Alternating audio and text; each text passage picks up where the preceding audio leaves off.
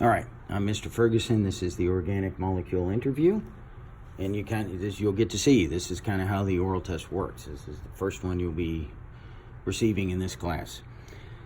So on the organic molecules, let's go ahead and start with monomers and polymers. As you already know, monomers make up a polymer. So monomers are the repeating unit of any polymer. And when you look at this here, you can see these units repeat themselves. These are sugars. We got 5 of them, so these are monomers, and thereby the whole structure is a polymer. When you look at fats, they're different structures, so these are not referred to as monomers, and therefore fats are not polymers. But when you look at proteins, you can see the backbones are the same of these amino acids, so these are monomers. And then when you look at nucleic acids, it's kind of small, but you can see that these units are repeating themselves. Therefore, nucleic acids are monomers, and the whole chain is a polymer. Dehydration, synthesis, and hydrolysis. So if I want to stick two of these structures together, in this case monomers, you got an OH on one of the monomers and an H on the other monomer. So to be able to stick these two monomers together, you're going to have to remove that water. And that comes out, or the OH and H, and it will attach together, becoming water, and it's actually removed from the two different monomers.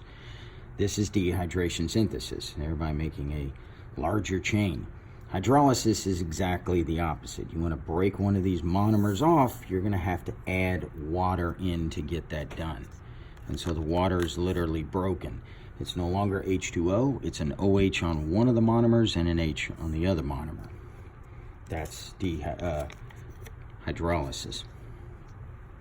All right, so this is a carbohydrate. The function of carbohydrate, there are many functions, but one of them is immediate energy use. This is a monomer, as previously stated. This monomer is also called a sugar. It's also called a monosaccharide. It's also be referred to as a glucose molecule.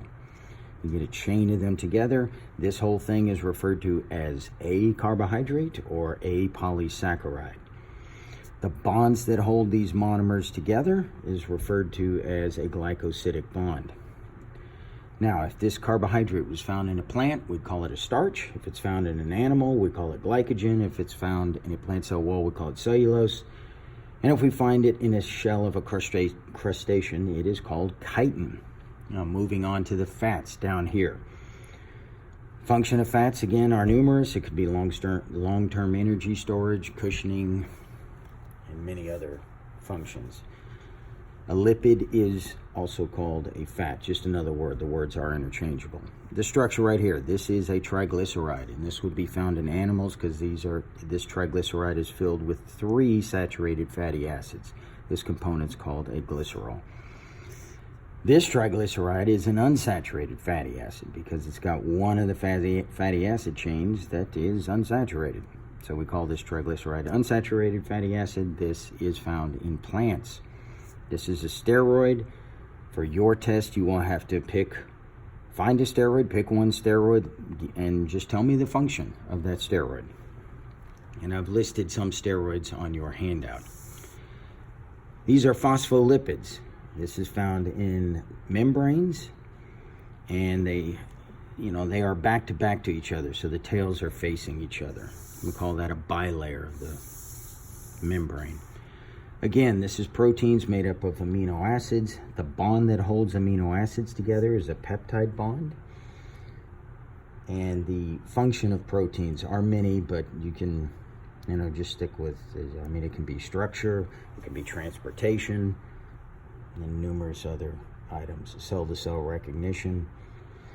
The structure of proteins, though, it folds in on itself multiple times. So when a protein is first made, this is called the primary structure. This is just where it's linear, and it looks like this here. After that, it goes one of two ways. The secondary structure, you either have a folded, which is called the beta-pleated sheath.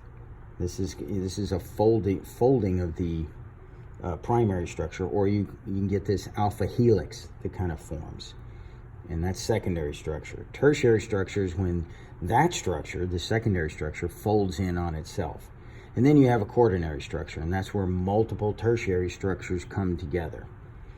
And that's generally when you have the full functioning protein. Nucleic acids. The function of nucleic acids is it just stores the code of DNA. one of the functions. The monomer of a nucleic acid is the nucleotide, and you can see it right here. And it's got the phosphate, it's got the 5-carbon sugar, and then it's got this nitrogenous base. Now, based on the rules that you already know, you got to fill in the letters to half of the bases based on the other half of the bases. And I'll go ahead and let you do that. You should have that done before you take the test. And that's the end of the test. Thank you.